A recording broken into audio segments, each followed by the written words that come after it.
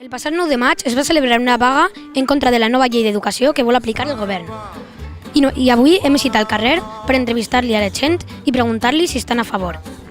¿Sabes por qué se ha convocado hoy la vaga? Sí, claro, estamos enterados todo el mundo. No. No és el motiu, no?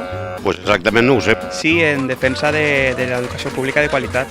¿Cuáles serían les conseqüències si tomaren aquestes medidas? Bueno, pues és una miqueta el mateix d'ara, però suposa que paulatinament irà anant a pitjor. Una educació pitjor per a tots, sobretot la pública, que és la que està sent més afectada. Em pareix que és una manera d'anar cap arrere en l'educació que no favoreix els estudiants ni els professors. Si tuvieras delante al ministro, ¿qué le dirías?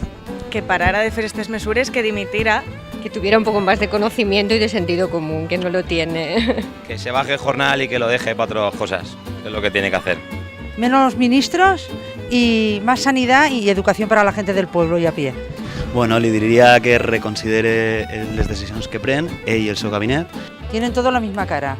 Sí, sí, sí, se llenan los bolsillos y nos han dejado con el culo al aire. O sea, porque aquí no hay el único agujero que hay es el bolsillo lleno que tienen ellos en su casa.